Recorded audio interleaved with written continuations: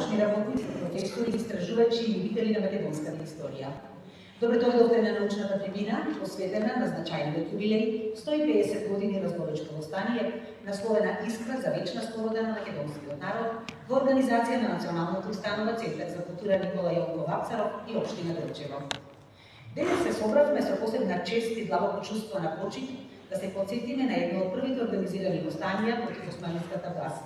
Востание кое, иако краткотрено, остави неизбришлива трага во македонската национална историја и колективна меморија. Разловечкото востание не е само историски настан. Тоа е символ на недокорот, стремежот кон слободата и вечната борба за достоинство. Тоа е гласот на еден народ кој во најтешките времиња не се откажа од својата идеја за слободна и самостојна иднина. Денешната трибина има за цел, преку научен и аргументиран пристап, да ги осветли историските околности, значењето и последиците од востанието, но и да ја нагласи неговата улога како темел врз кој се граделе победоносните ослободителни движења. Нека оваа средба биде поттик за нови сознанија, конструктивна дискусија и подолучување на нашето разбирање за сопственото историско наследство. На почетокот го поканувам директорот на Националниот установа Центар за култура Никола Јовков Вапцаров за Коначовски да ве поздрави и да земе збор. Повелете, директор.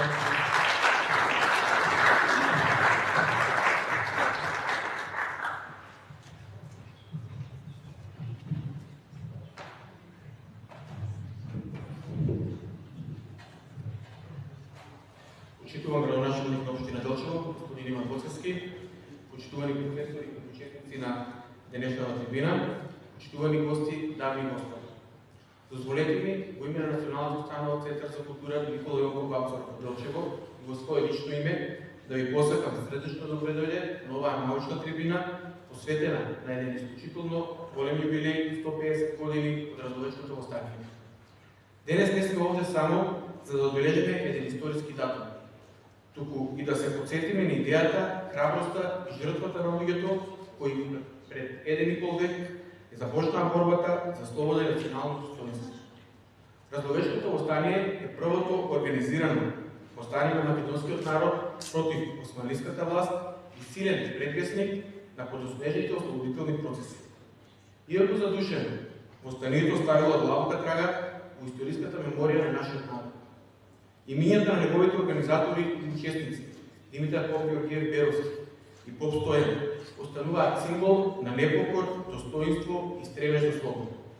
Токму затоа, нашата обврска денес е да ја чуваме историската вистина, да ја негуваме културата на сеќавање и да ја пренесуваме на младите генерации важноста на овие настани. Во оваа прилика сакам да истакнам дека Центарот за култура Никола Јовков Вапцаров од Делчево е имател на спомен-домот на разловечко востание, објект кој што со поддршка од председателот на владата на Република Македонија, професор доктор Христијан Мицкоски, Министерството за култура и туризам, предводено од министерот господин Зоран Јутков, целосно се реконструира и повторно ќе биде ставен во функција и достапен за сите граѓани и посетители. Воедно, сакам да истакнам дека Националната установа Центар за култура Никола Јовков Вапцаров од Делчево, заедно со Националниот конзерваторски центар од Скопје, активно учествуваат и се одговорни за реализацијата на градежните работи и на трешното уредување на овој значаен објект. Уживајќи посветеност и грижа со цел да се зачува неговата автентичност и историска вредност. Особено ми представува чест што обновениот спомен-дом на разловечкото востание свечено ќе биде пуштен во употреба на утрешното одбележување 150 години разловечко востание. Објектот, заради историската тежина, веќе е заштитен како значајно културно наследство, а нашата установа веќе разгледува и разловци како историски предел да биде заштитен како културно наследство.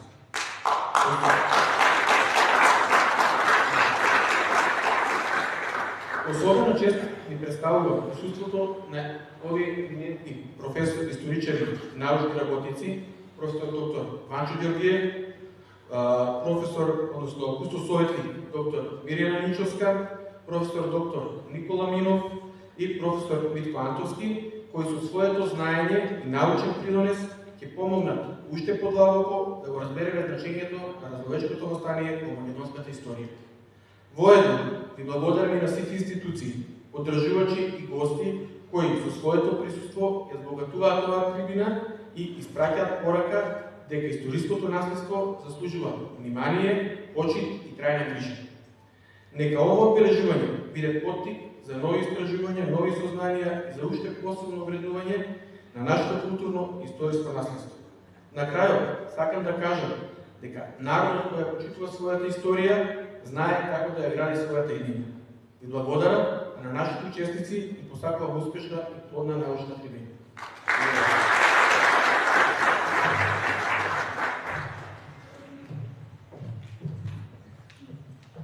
Почитувани присутни, сега на сцена го поканувам градоначалникот на општина Делчево, господин Иван Коцевски, да ве поздрави и да земе збор. Повелете градоначалник.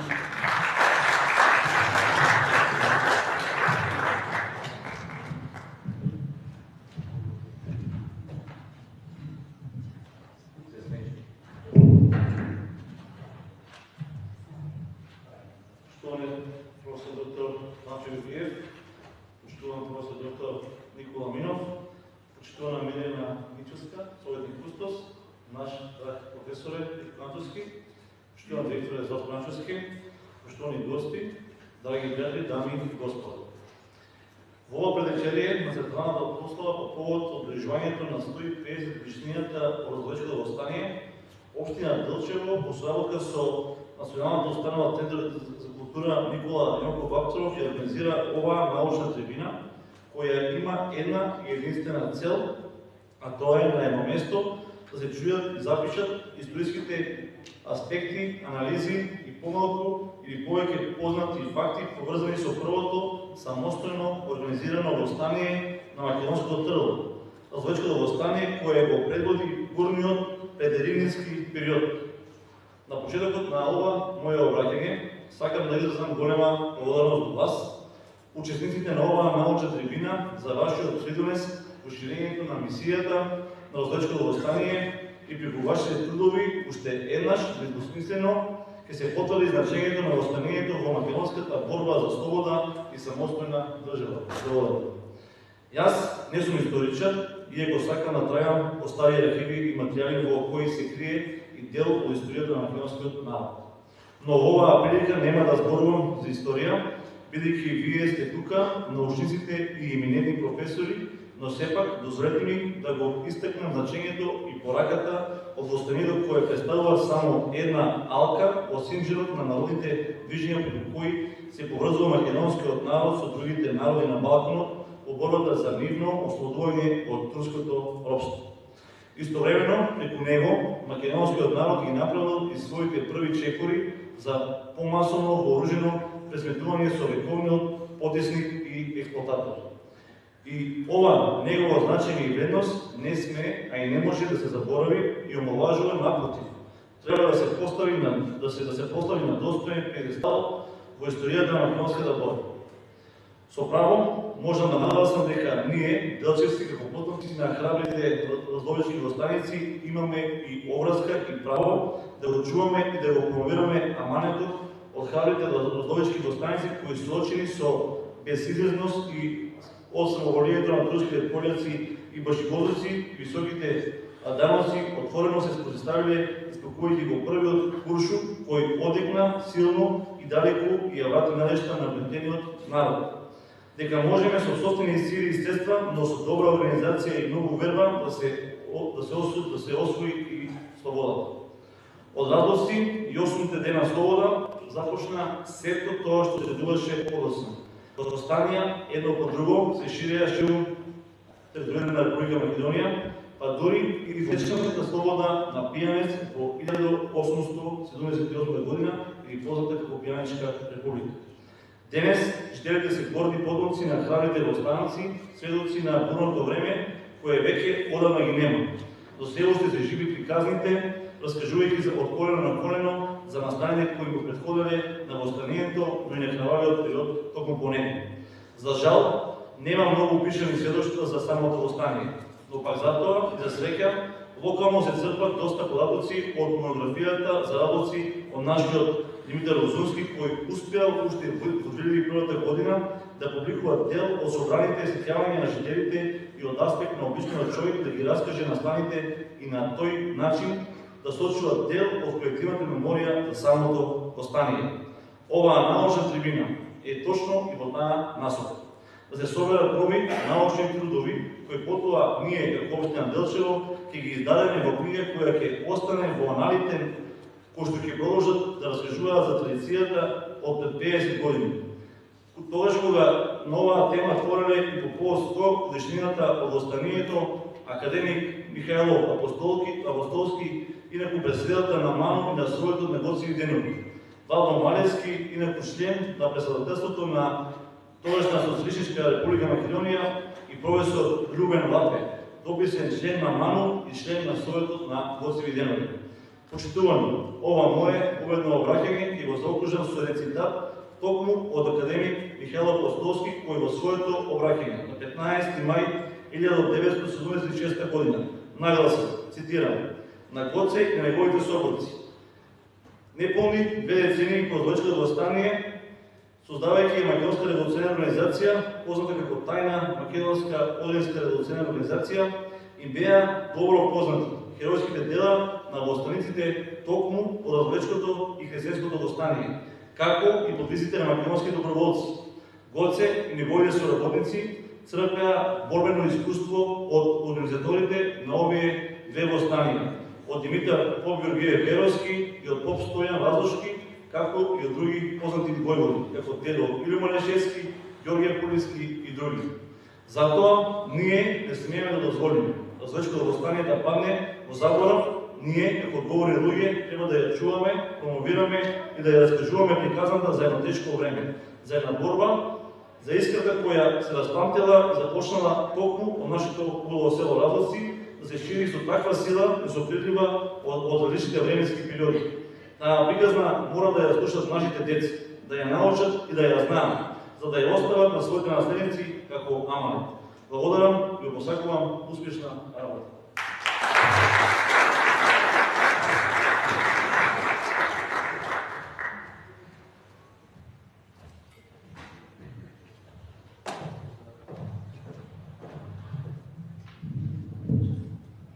Сега, почитувани присутни, следува научниот дел. Презентација на научните трудови од учесниците на јавната трибина повод јубилеот 150 години од злоечкото востание.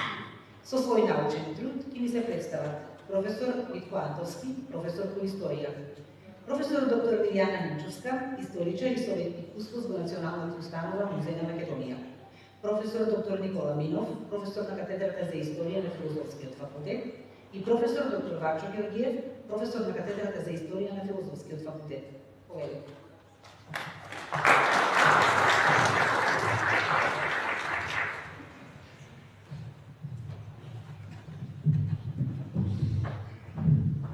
Почитуван градоначалник Иван Лазарски, почитувано правосвещенство, председател на Советот, съветници и присутни гости.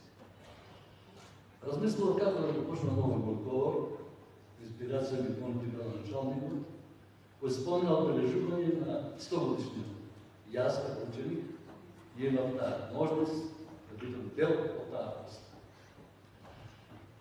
За разлобечкото востание ќе дадам кратко повед, потоа ми оценете професорите би биде често да го понатаму продолжат да го образложуваат.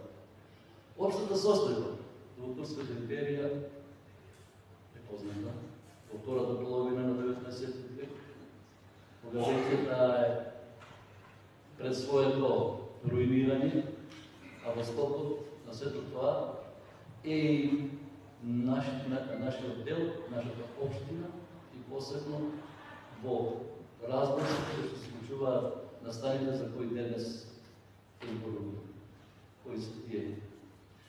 Централната власт става локалната турска власт без неја, затоа што ако нема централна власт, тогаш оние ниските слоеви го прават онаа што најлошо може да го стори. Што е сето тоа? Тоа е даноците, тоа е односот кон локалното население, најповеќе изразено преку однесувањето на познатиот алиман.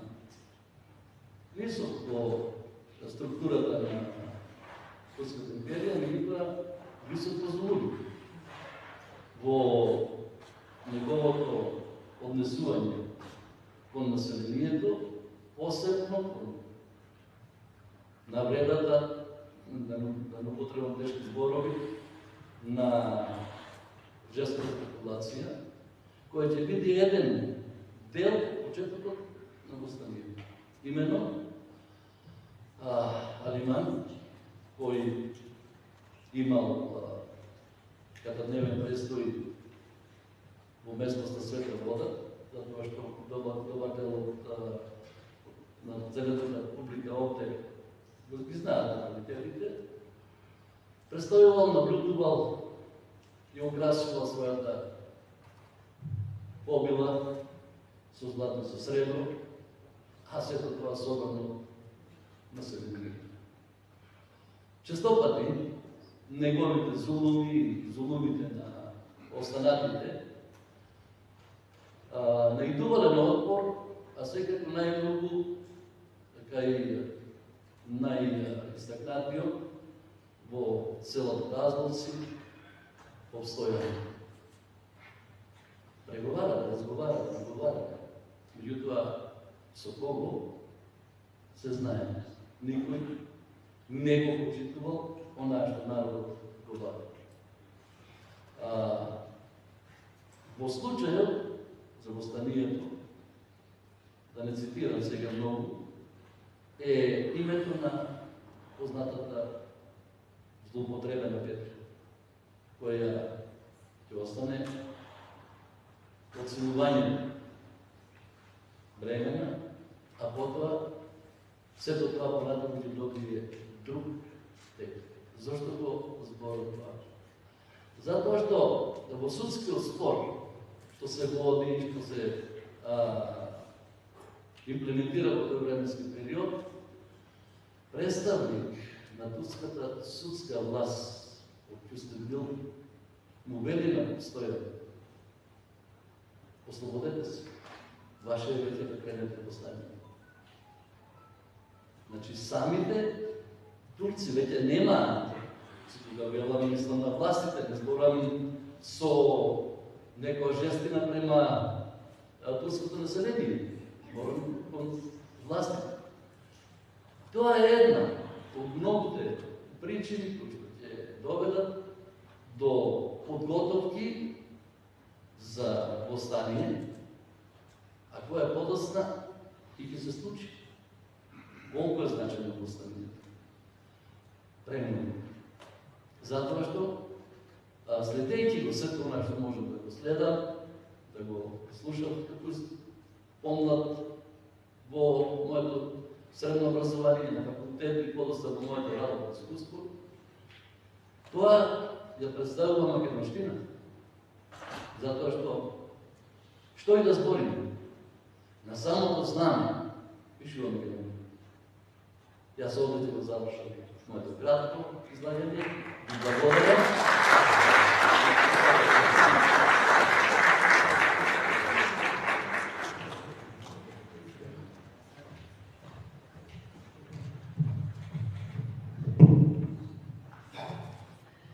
Почитувани домаќини, почитувани гости на настанот, дами и господа, прво би рекла да ви е честит големиот јубилеј.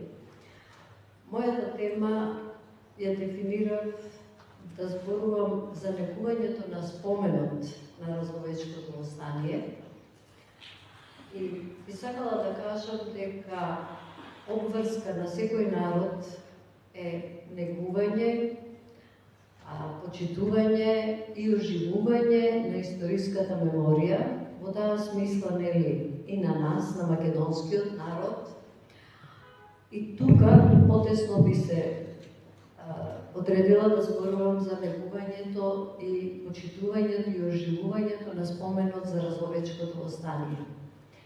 Во подготовките на овој јубилеј имав можност во повеќе наврати поинтензивно, да речам, да бидам во присуство овде на теренот.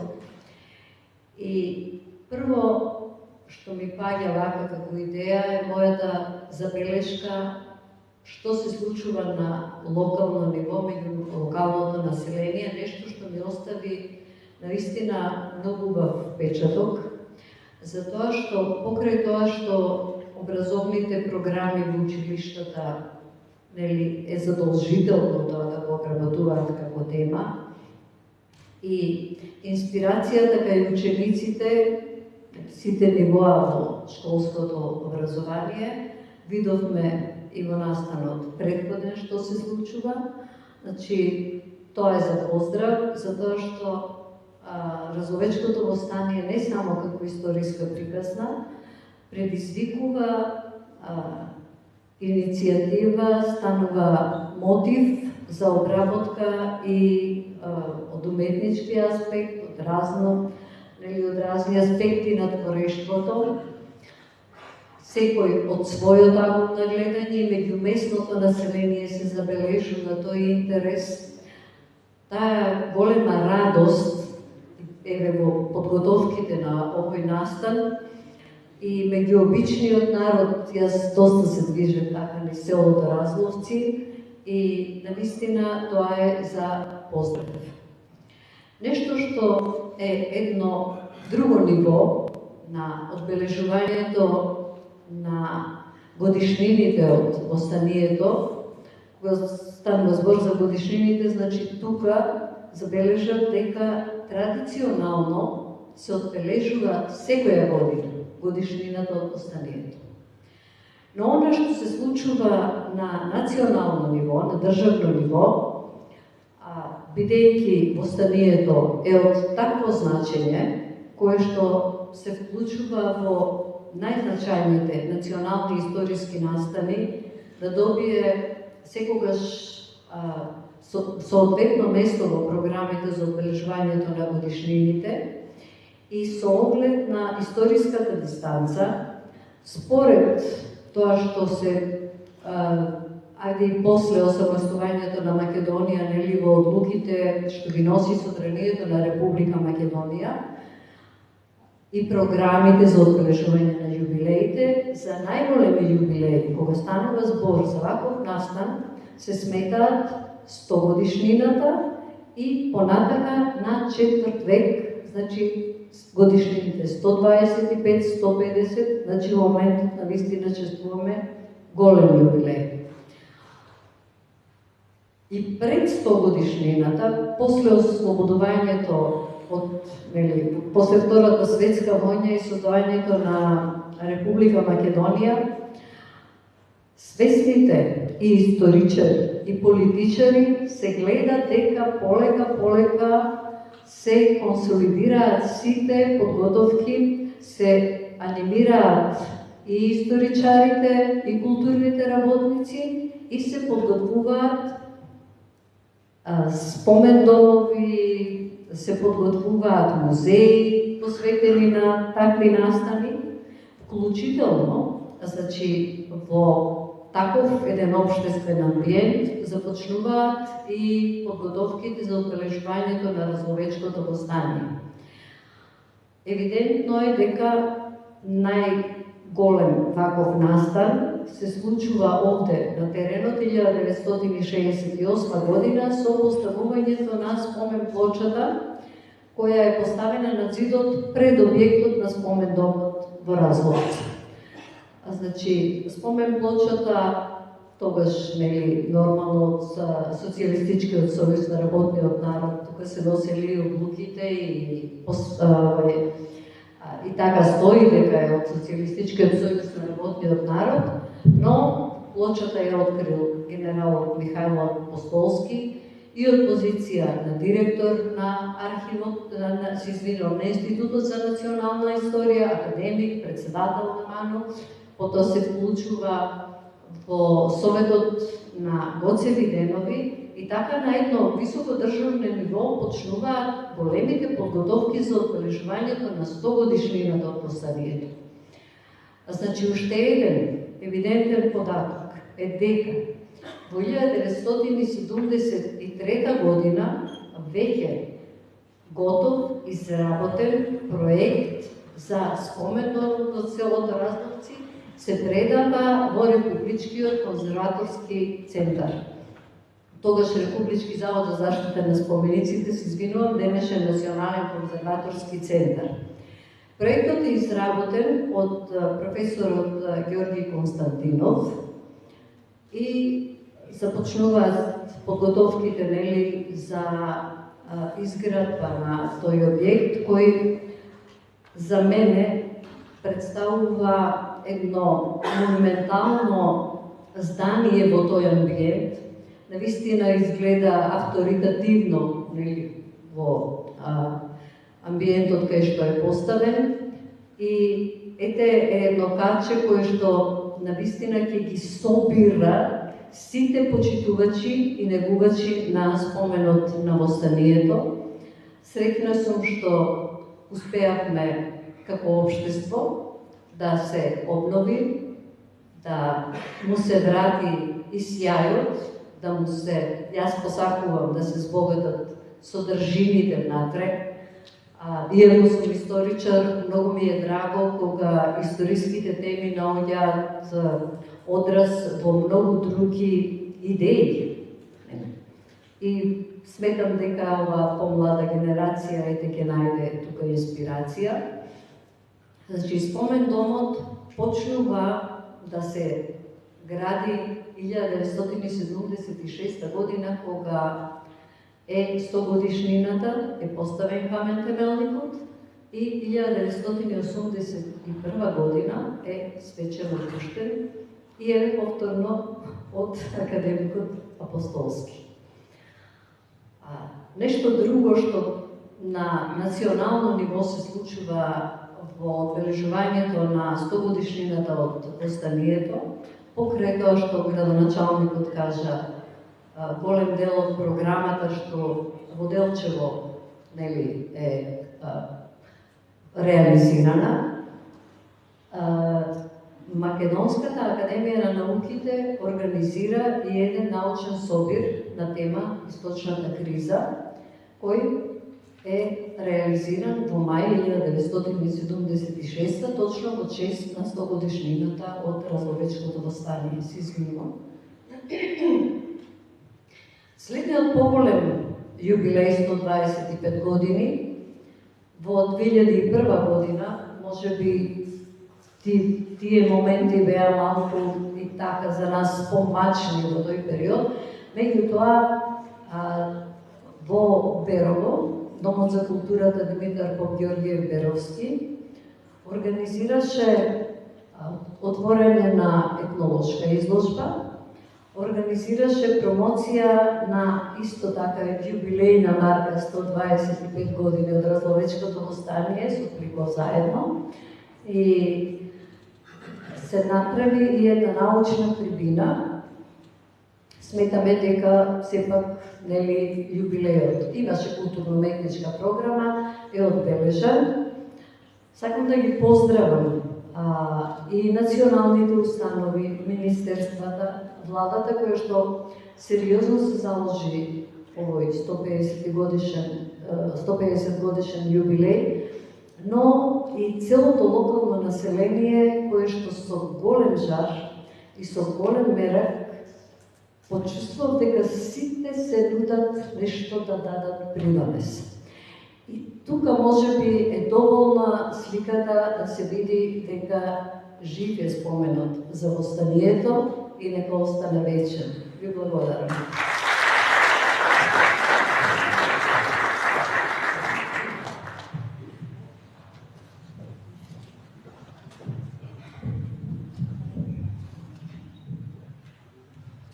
Почитувани организатори на овој исклучително важен юбилеј, ви благодарам што имавте чувство за нас историчарите, е многу важно да се слават на место, што имавте чувство за значајот на оваа годишнина и на самиот настан на Разловечкото востание. Почитувани присутни. Велат и постои една изрека, дека кога Америка ќе кивне, целиот свет го фаќа на себе. И тоа го чувствуваме и денес, кога една голема сила ќе преземе некакви четови на порешен план, сите го чувствуваме локално. Наистина свести сме дека го чувствуваме и сега. И таа изрека јас ја разбирам многу поинаку. Кога нешто ќе се случи, колку и да не личи на значајно на локален план, последиците не се секогаш, причините не се секогаш само локални, треба да ги бараме во некој поширок контекст. И исто така и за Рословечкото востание, колку и најголемиот дел од причините да се од локален карактер, сепак мора да погледнеме и надвор од нашиот двор, надвор од Разбовци, надвор од Делчево, надвор од Македонија, па дури и надвор од Балканот, и токму во тој контекст ќе биде мојата денешна кратка 10-минутна сила презентација. За самото Рословечко востание ги зборувам на колега Ранчо Ѓорѓев, сакам да го разбереме по-големиот, поширокиот контекст. Значи, кога зборуваме за Рословечкото востание, најчесто мислиме на Димитар Ѓорѓев Перовски, на Поп Стојан, на Знамето, на селата Обијанец и Малешевијата, на луѓето што се решиле да се кренат против османлиската власт. Но за да разбереме зошто дошло до ова востание, треба накратко да погледнеме што се случувало во Европа и на Балканот во годините пред 1876 година. Нито едно востание било каде во светот не се појавува туку така. Тоа има свои непосредни причини, свои херои, свои локални особености, апсолутно, но секогаш е поврзано со времето во кое се случува. А времето во кое се случило Рословечкото востание во Европа и во светот било време на огромни промени, немири и надежи, тоа било времето на нациите. Всушност, целиот 19 век во Европа и во светот било време на огромни промени. Европа повеќе не била иста каква што било во претходните векови. Старите кралства, старите големи империи се уште постоеле, владетелите и понатаму имале голема моќ, но по површината веќе се чувствувало дека светот драстично и во неповрат се менува. Француската револуција, војните на Наполеон, револуциите во 1848 покажале дека власта може да биде оспорена и дека народите можат да барат поголеми политички и граѓански права. Низ Европа се погласно се поставувало прашањето кој има право да стане владе? Дали цело време да ќе владеат кралеви и цареви, дали цело време ќе бидеме покорни? Во чие кој има право да не владее и во чие име се носат закони? Дали државата постои само за владетелот и неговата династија или треба да им служи на сите што живеат во неа? Таквите прашања секако биле многу опасни за старите режими, бидејќи ја доведувале во прашање традиционалната власт на царевите, на кралевите, на султаните и на аристократите. Во исто време се зајакнувала и идејата за нација. Се повеќе луѓе почнале да се гледаат себе си како дел од една многу поширока заедница, поврзана со јазик, култура, историја, вера или заедничко минато. Тоа чувство секаде не било исто насекаде и не се развивало со исто темпо, но во текот на 19 век станало една од најсилните политички сили во Европа. Народите што живееле во големите империи се почесто барале признавање на своите права, поголема самостојност, а понекогаш дури и сопствена држава. Секако овие идеи не останале затворени само во Лондон, во Париз, во Виена или Берлин. Тие постепено стигнували на Балкан. Понекогаш преку книги, вестници, учители, преку трговци, печалбари и други учени луѓе, понекогаш преку разговори во црквите, во училиштата, чаршиите и мајаните. Балканот не бил отсечен од Европа. Напротив, иако политички голем дел од него се уште тук од османлиска власт, кој бил дел од пошироките европски промени и трендови. Османлиската империја, ја спомнавме веќе неколку пати, во тоа време веќе не била силата од претходните векови. Европските сили често ја нарекувале полниот од Босфор, очекувале дека кај да ќе се распадне таа империја. Израз што покажува како гледале на нејзината слабост. Но таа слабост, да не заборавиме, османлиската империја, колку и да била сила во распаѓање, сепак била сила на 3 континенти. Таа слабост не значила дека животот на обичните луѓе станал полесен. Напротив, во многу области состојбата и понатаму била тешка, па дури и потешка од претходно. Османлиската власт се обидувала да спроведе реформи и да ја зајакне државата, но реформите често останувале на харта. Во секојдневниот живот на населението и понатаму имало даночни притисоци, злоупотреби од локалните власти, несигурност, неправда. За селанецот, за занајчијата, за свештеникот, големата политика во Цариград или Истанбул или Виена била многу далечна и непозната работа. Обичниот човек го интересирал дали може мирно да ја обработува земјата, дали ќе биде заштитен од насилство, дали ќе може да си ја зачува верата, да си го зачува јазикот, да си го зачува достоинството. Во исто време Балканот се будел политички.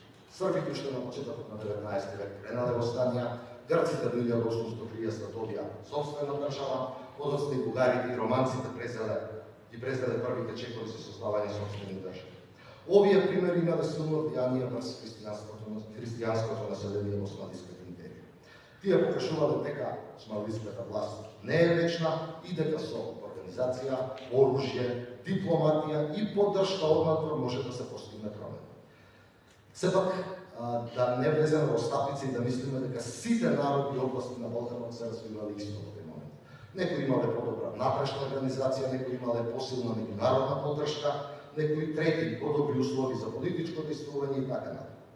Во годините непосредно пред Разловечкото восстание, ситуацијата на Балканот допълнително се заострила.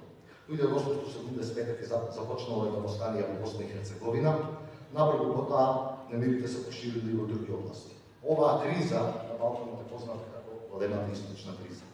Таа го отворила прашањето што ќе се случи со европските територии на Османлиската империја.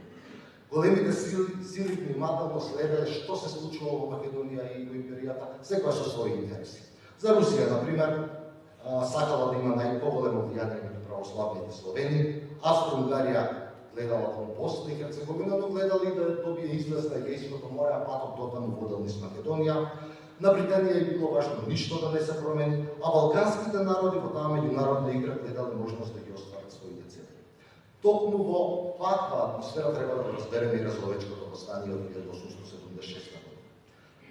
Тоа не било изолиран настан, ниту некаква случајна локална промена. Се разбира, имало локални причини за тоа што верувам ќе спомне нешто можеби професорот Ѓорѓиев, па спомна и професорот.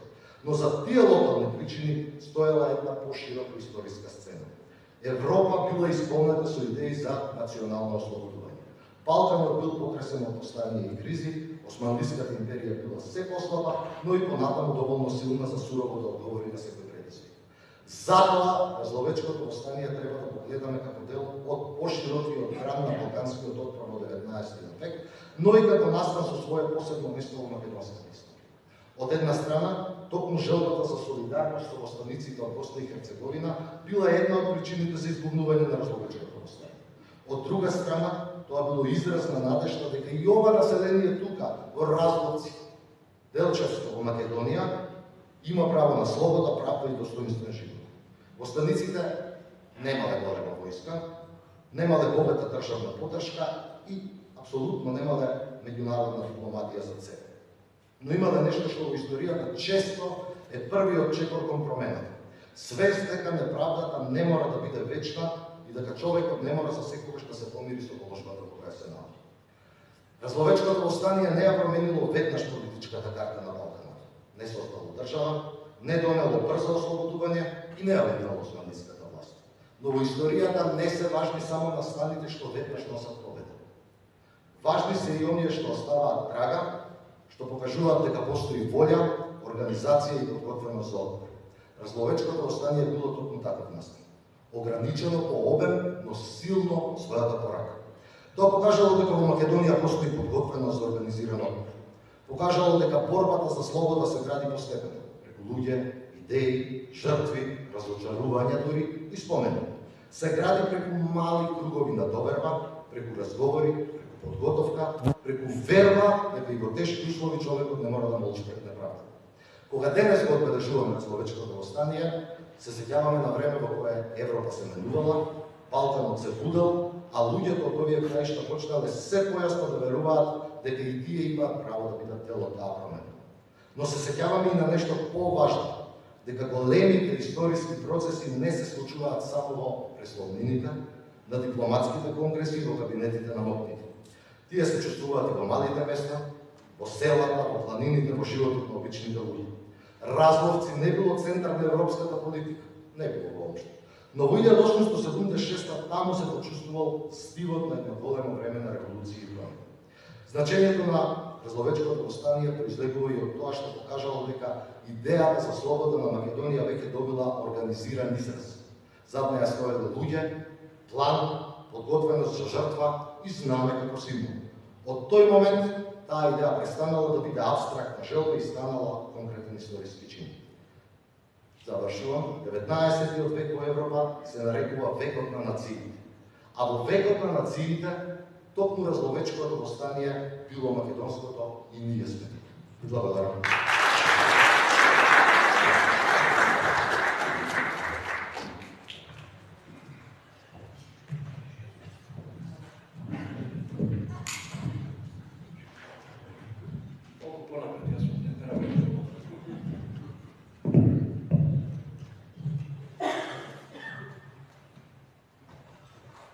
Уважаеми присутни, добар ден или добра вечер.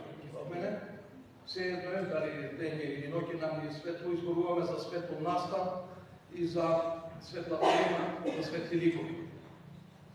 Во пресред, во предвечерието на одбележувањето и чествувањето на 150 годишниот јубилеј, ако може да кажам, а не годишнина, затоа наврно би употребив термините одбележување и чествување. Двата збора има свое значење, свое место. Всушност ние ја одбележуваме 150 годишнината, многу чествуваме духот и споменот за разловечкото востание и големата порака од него за слобода на Македонија. Во контекст на тоа, само ќе додадам дека чувствувам особено задоволство што во одбележувањето на овој јубилеј имаме и една убава, прекрасна иницијатива од македонската влада, која што резултира со обновување на спомен домот на разловечкото востание и кој што се става на управување на Центарот за култура Вапцаров, со што верувам дека оваа институција ќе има кој да ја представува година, ќе има кој да се грижи за неја, но и кој да биде одговорен во кревна пристап. Затоа што знам каква беше пред 30 години, каква беше пред 15, пред 10 и пред 7 месеци. Се надевам дека со ова неизно обновување, дека таа ќе го најде истинското место, не само како чувар на споменот на разловечкото востание и на желбата за македонска држава, туку и дека ќе се претвори во еден ефективен, едукативен центар, кој што навистина може да се стави во функција на образованието и да служи не само да се покаже на деца во училишта, туку и на лице место, да доживеат теренот, не зборувам за деца локално ниво, да се воспостави соработка со соодветните образовни институции во државата, така што верувам дека ова институција ќе добие едно поинакво значење воопшто во нашата колективна свест и одговорност за почитка кон нашето минуто. Сега ќе се осврнам, ќе се обидам всушност да споделам само неколку од своите видувања и размислувања за разловечкото востание, некои сознанија до кои што дојдов во текот на подготвувањето на оставката и затоа одлучив, ај така и го пријав своје обраќање денеска, Разловци го крена знамето на Македонија. Мислам дека тоа, бар според мене, треба да биде и поентата и девизата од целата ова активност што се случува деновите. Зашто го велат тоа? Разловечкото востание е прво востание кое што го користи символ, знаме на Македонија. Воопшто. Значи, тоа е прво востание што го имаме на нашиот простор, во кој што испиша името Македонија. Станете ли како сакате, кренете се да слободно и со еден прекрасен символ од македонската хералдика, тоа е ладо, бојата. Многу убава позиција, која една многу убава боја, не е ова што говорим. Знам дека може би некој ќе ми замери затоа што велам така, се уште не сте го виделе. Ја имав ретката можност да го видам и мислам дека засега сум медиски од кај нас, да го видам оригиналниот примерок неодамна и се надевам дека и него брзо ќе го ставиме во функција. Една прекрасна лавата поета, прекрасна пурпурна боја, а пурпурната боја според своето хералдичко значење е боја на царевите, резервирана за цар, боја која што укажува на борба за царство, за држава, за обнова, за етаблирање и легитимирање и бојата на духовност. И за ова прашање сега само тоа. Ништо повеќе. Ќе оставиме, ќе видиме кој ќе дојде моментот како ќе биде тоа.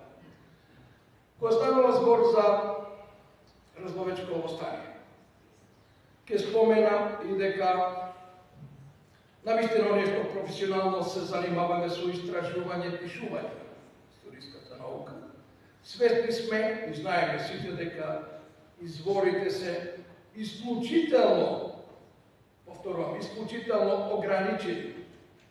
Сето онаа што досега го знаеме и што го имаме, практично се заснива на кратките записи од Димитар Георгиев Беровски и од познатата книжка на внукот на Стојан, записи за првото македонско востание, 30 години наназад.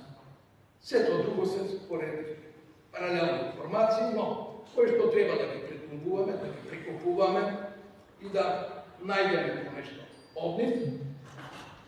И затоа велам секоја информација за ова востание е драгоцена, било каква, било и колку и да имаме и можеби, еве патувајќи наваму, опат со колегата Минов разговараме, можеби, кои се уште и под кои други начини треба да пребараме нешто, можеби во архивите во Анкара или во Истанбул.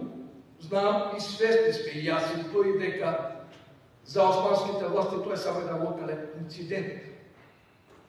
Ако ја гледаме големата слика и она што се случува во рамките на Османската империја, но за нас тој локален инцидент сведен на наше ниво има големо значење, голема порака и затоа први големата порака доаѓа од знамето на востанието, за кое што реков каков символ има и каква порака носи. Понатаму, интересно е, ако ги погледнеме записите на Димитар Георгиев Беровски, ќе видиме насловот горе е записи за македонските востанија. Сакам да потенцирам дека со тоа го детерминирал чимо е и кому припаѓа. Ако ја погледнеме и книжката 30 години наназад, повторно под насловот е записи за првото македонско востание. Повторно е детерминирано како македонско востание. Меѓутоа, ако ја погледнете историографијата преку една планина од тука, ќе видите дека сите настојувања таму се ова востание да го стават во контекст и да го поврзат со априлското востание во Бугарија, или согласно нивното сваќање кој имаме за историјата. Правото е легитимно, но нашето право е исто така легитимно. Секој има право да верува во што сака, но пред вистината понекогаш молчат сите. Зошто го велам тоа? Затоа што, први, ако ги прочитате записите на Беровски, ќе видите дека ова востание, ама нема буквално никаква, ама баш никаква, велам, обол, баш никаква врска со априлското востание, туку е во контекст со, она што зборуваше пред малку мојот колега Никола, со востанието во Босна и Херцеговина, таму почна првото востание и целта е да се даде скромен придорец, како што вели, ако ништо друго, барем на востаниците во Босна. Истата таа констатација може да ја видите ако ја читате книжката 30 години назад, записи за првото македонско востание.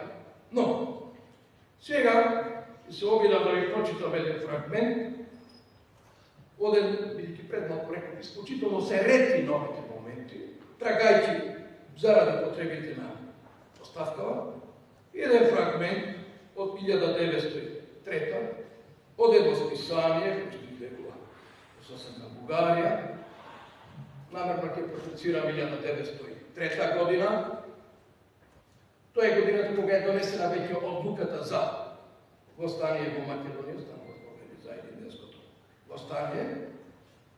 Како ова востание, Розловечкото, е ставено во пропагандна функција на македонската кауза, како го доживуваат и како го третираат. Што значи континуитетот на борбата од каде ги крекват само 20 години, 26 години по одржувањето на ова востание, како го доживуваат, како го перцепираат. Ке ми дозволите само момент.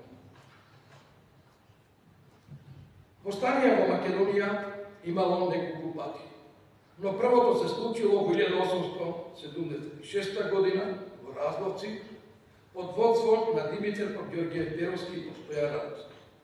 Тоа востание не било во никаква врска со априлското востание од истата година, иако датираат истовремено. Тоа е првиот случај. Многу непријатели на македонската независност, што е држава, многу непријатели на македонската независност говорат дека сите востанија бунтови по долината на Варна и Струма биле поткикнувани од Бугарија и дека не постоеле причини за незадоволство во Турција. Кој мисли подладно за настаните на Балканскиот полуостров и расудува самостојно и независно од своите тесно националистички погледи, ќе дојде до поинаков заклучок и ќе ги оправда сите овие действија на македонскиот народ, што е надврвела, на македонскиот народ против петвековната тиранија, дека Бугарија не е причина за сегашното незадоволство кај христијанското население во Европска Турција и дека причината е друга, внатрешна, ни покажува историјата на првото македонско востание. Тогаш Бугарија уште не постоела како политичка единица, а револуционерното движење, кое го подигнало духот на македонците, се подкрепувало директно Цареград и Сопот. Действијата на бугарските револуционери во Тракија и Мизија не биле тајна за побудните македонски синови, но македонските револуционери не биле во тесни, дури во никакви односи со настаните во власт и Србија. Се споменува тој две земји затоа што бугарското движење почетокот го беше останало остание. Значи имаме еден изморен напис 1903 година, кој што го детерминира што така како македонско востание, македонска слобода, македонска независност за македонскиот народ. Но кога зборува за ретноста од документите, еве сега ќе се обидам да ви прочитам уште неколку фрагменти од еден документ кој што пак е современ. Станува збор за обраќање на македонците од Малешевско до британскиот генерален консул Солун, кој што 1878 година, 2 години значи по самото Розловечко востание, престојува во Џумаја, за да ги испитува и следи состојбите со актуелното, тогаш веќе и официјално наречено македонско востание. Бидејќи тоа не е христијанско, туку е македонско, според сите своји документи.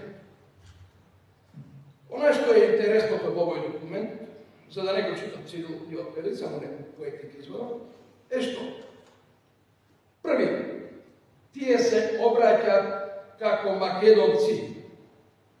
Па вела така. Веста за вашето пристигање, на вашата екселенција во Џумаја, ни даде добра надеж на нас, македонците, жители на Малешевската област, кои постојано и најсурово страдаме до ден денес.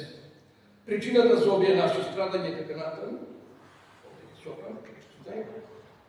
за да ви поврзам подолу, да видиме дали ова македонци е случајно, дали е географско, како што сакаат да ни кажат, или е светско. Да предпоставим. Подолу во документот се вели вака. Ваша Ексцеленција, нашата македонска крв, со која неволно сме решили да ја прокрвавиме ова од пред 2000 години немилосредно осудена и презрена Македонија, пред денешните европски владеачки народи, сака конечно да стави крај за веќе да не се одмаздува на големата и поранешна слава. Азијатските народи може, според своите стари преданија, да бара бришење на името Македонија од светот. А просветена Европа има ли причина и за уште не родила спасител да не избави од нашиот прататковски греф? Понатаму помикување во името на Бога и така натаму. Што сакам да потенцирам? На почеток се обрекат како македонци, за да во овој дел овде видите зборуваат за македонска крв, нешто што не е веќе географска одредница, туку нешто друго, тоа е израз на свест, и понатаму да се повика на античкото наследство и славата на кралството Македонија од пред 2000 години. Ето е веќе покажување и демонстрација на свест за своје минато, без оглед дали било точно, дали Александар Келерес, дали Келер или не знам што. Желбата и помислата некој да бара континуитет назад во историјата недвосмислено ја покажува неговата одредница и неговата определба, веќе како јасно профилирање на една свест и на една идеја, да слобода дури и свеста, со која што имаме денес проблем, некој да го спорува името Македонија. Колку современо звучи. Друга помеш што стои внатре во текстот е повикување на релациите што дотогаш би имале со британскиот конзулат, а станува збор за црквено прашање, и тоа е една од димензиите кои што треба дополнително да се преработува, да се истражува. Општо познато е дека Димитар Беровски, 74 година проблемите кои што ги имаше со Струмичкиот патриаршиски митрополит, jer тој вјеровте и комбајно си неговото протерување од Берово заради невозможувањето да му подпустили да одржи богослужба на келенски образ на Печки Јасин. И обично во нашата историја да се сметат, кога зборува Беровски во своите кратки записи за неговото учество од спомните глави, дека се сведува на тој настан протерувањето на патриаршискиот владика од Берово, кој што во тоа време е под Струмичката епархија. Меѓутоа, овде има и нешто друго, малку повеќе. Пред 20 години пишува Димитар Беровски и унијација.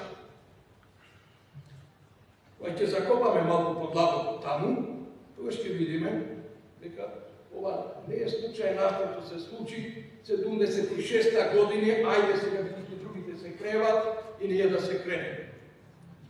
Значи, става збор за црковна духовна борба, која што со себе во тоа време, согласно османската филозофија, филозофијата на милет системот, го повлекува и прашањето за народноста, прашањето за јазикот и така натаму. Во една таква констелација, Беровски сушност е човекот кој што во 874 година игра клучна улога при вториот бран на унијација во Македонија. Сушност, целата приказна е врзана со донесувањето на епископот Нил Изворов во Солун, кој што првено било едно место од епархијата, но откако заради X дозволи од властите, тоа не било возможно, тој се одметнува и е преземен од Беровски и една група општини од Македонија, Солунска, Кукушка, Воданска, Струмичка, намерно е споменала Струмичка, бидејќи Беро има на живијата во рака. Ова епархија, кои што почнуваат иницијатива први, и ова се сега во моментот ќе ќе на Испанија, не е директно со Министерство, туку барат покровителство од англиканската црква, од англиската црква, со протестанти. Барањето црковно и духовно покровителство на всушност во ова време ние историчарите знаеме што всушност си барање на политичка заштита од соодветната земја. Црковниот покровител во исто време треба да биде и политички покровител. Откако тоа барање е одбиено, дури тогаш тие преминуваат во втората фаза, тоа е унијација. Уште еднаш ќе речем, Беровски ја има пуштата лука. Тој учествува во донесувањето на Нил изворот од Константинопол, од Цариград во Солун и релациите до Крумица до Малешевија. За да се попречи оваа дејност, Екзархијата испраќа специјален мисионер во Македонија. Станува збор веќе за добро познатиот бугарски Петкорачов Славејков, човек кој што своевремено ја пишуваше и статијата за македонско прашање, во која што и потенцираше прв пат го употреби терминот македонист. Откри дека уште во 1870 пред Екзархијата и деканатот во Македонија има стремеж луѓе кои што не сакат да се идентификуваат нити како срби, како грци, како бугари, туку едноставно како македонци, како наследници на античките македонци.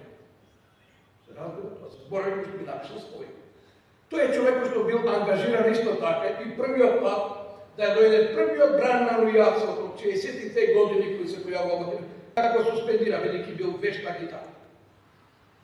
Тој е ангажиран од и престојува 3 месеци и во неговите извештаи до надлежните допреставените екзактно и до луѓето со кои контактира, јасно и недвосмислено е наведено дека Беровски е човекот кој што го води порокот на релација Солун и Гуш, Крумица до Малешевијата и дека тоа, ако не се сузбие ова движење унијатско, тоа представува сериозна опасност за Екзархијата, да ги изгуби овие области кои што во тој момент се уште не биле официјално несви, бидејќи нема дозвола од власта, но нивната тенденција е провлекување на македонското нарече како официјално и него спроведува спротивставување на бугарството и желбата за обнова на Охридската архиепископија.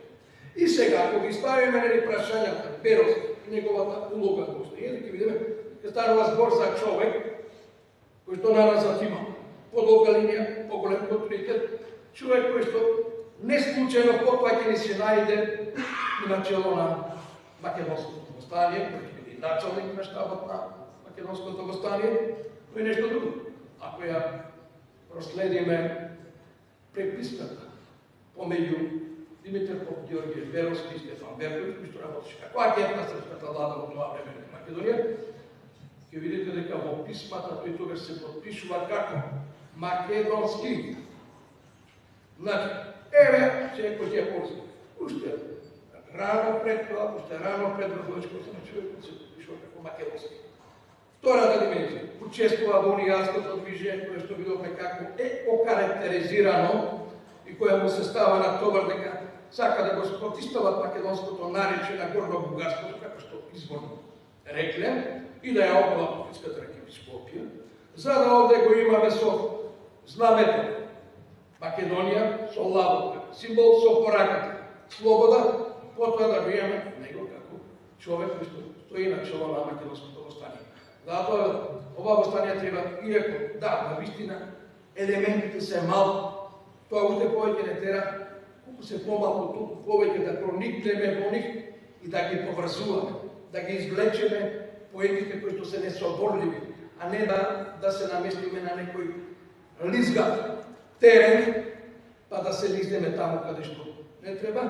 Од тука значи, затоа треба внимателно тоа што го има, да се анализира, да се проучува, но се надевам дека со оваа иницијатива, со возобновувањето на спомен Домот на радост, испраќаме една порака, даваме не само да го зачуваме споменот за него, неговото одбележување, туку да поттикнеме иницијативи,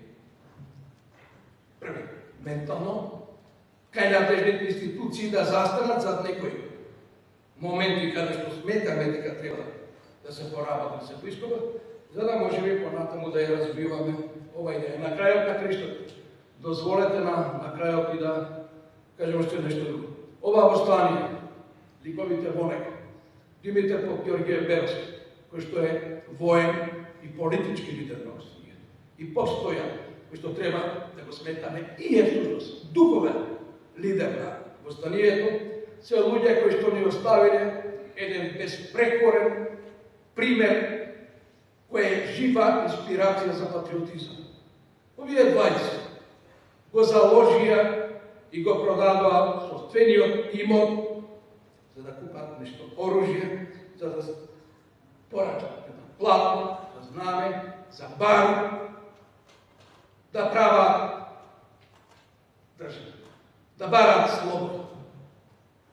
Тоа е навистина нешто за респект, особено ако гледаме од дистанца сега, кога ќе видиме дека некои управници ја заложуваат државата и слободата заради личните интереси. Благодарам.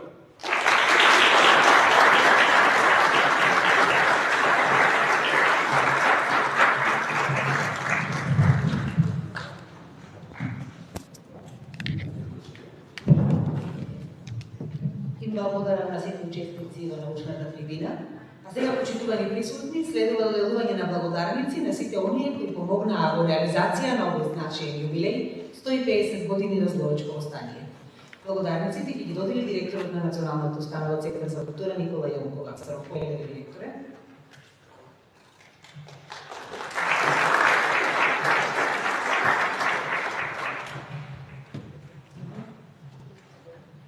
По повод 150 години од Радовечкото востание, благодарница добива општинската организација на Црвен крст Делчево.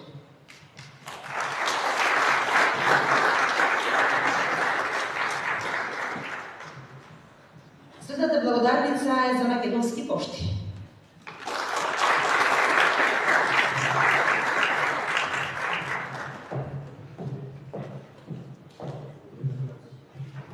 По повод 150 години од Разловечкото востание, благодарница добива професор доктор Мирјана Минчевска.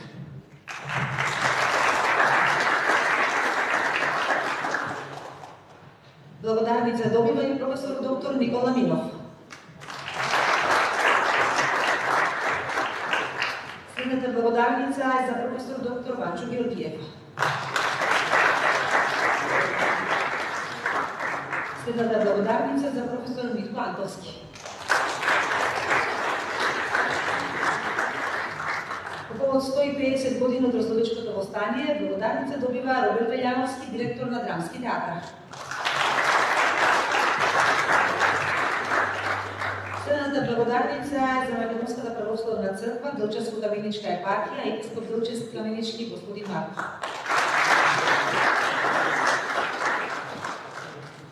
Благодарница добива и црковниот одбор на село Разловци.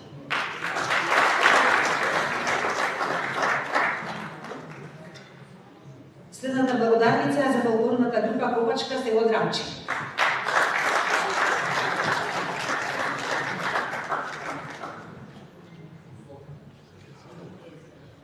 Благодарница добива и фолклорната група при Националната установа Центар за култура Никола Јонков Аксаров.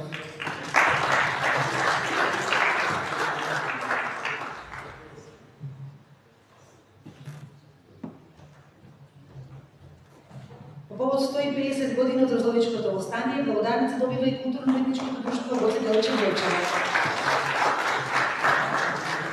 Следната благодарница е за ансамбл за народни игри песни Танец Скопје.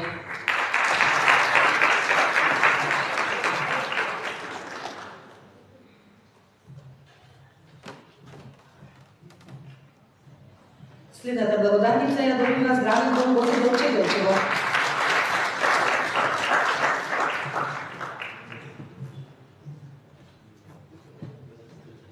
Благодарница добива и територијалната противпожарна единица Делчево.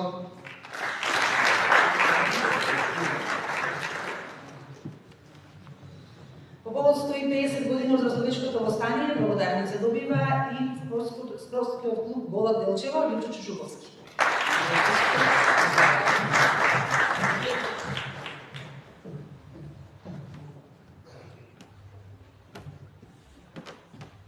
По повод 150 години од Разновечкото востание, благодарница добива Министерството за внатрешни работи, Полициска станица Делчево.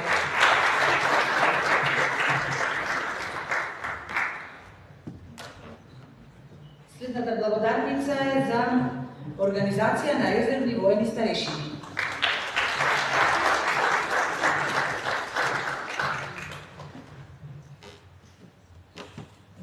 По повод 150 години од Разновечкото востание, благодарница добива Златко Павловски, мајор началник на одделението за протокол при генералската Марија и следната благодарница е за генералчата при армијата на Република Македонија.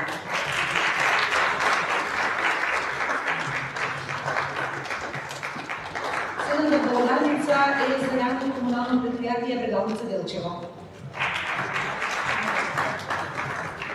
Благодарница добива средното општинско училиште Методи Митевски Вицо. Околу 150 години од Разновечкото востание, благодарница добива општинското основно училиште Свети Климент Охридски Делчево. Директорот ја преми благодарницата за пограшното училиште на Свети Климент Охридски во село Разборци.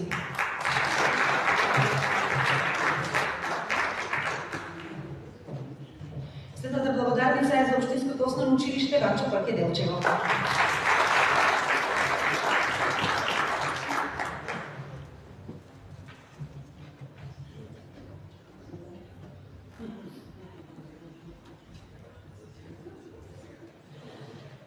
По повод 150 години од Разновечкото востание, благодарница добива јавната локална библиотека Илинден Делчево.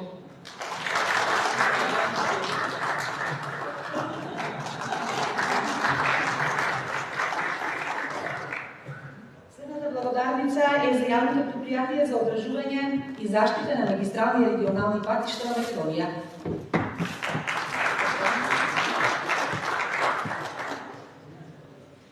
Благодарница добива магистер Елена Георгиевска. По повод 150 години од Разновечкото востание, благодарница добива општина Перово.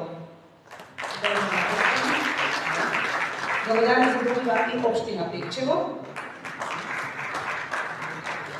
Благодарница добива и Зоран Поповски Зоки Поп. Дали има некој да ја прими благодарницата? Не. По повод 150 години од Разновечкото востание, благодарница добива Столет Ракаторски ресторан Бистон, село Смојмирово. Следната благодарница е за Жабрина Петровска, управа за заштита на културно наследство.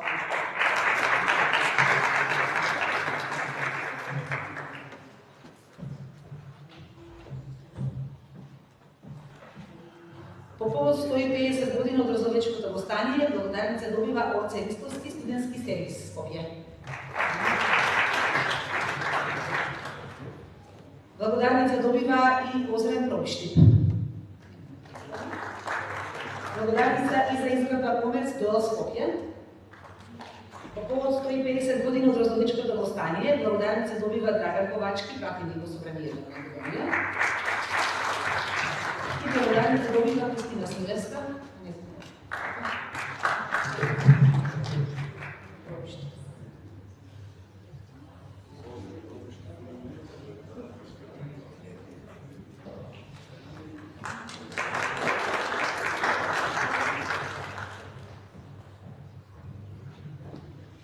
Почитувани присутни, Разновечкото востание останува искра. Не голем пожар што веднаш ја осветлува историјата, туку мала упорна светлина што тлее под пепелта на времето. И токму затоа не згаснува.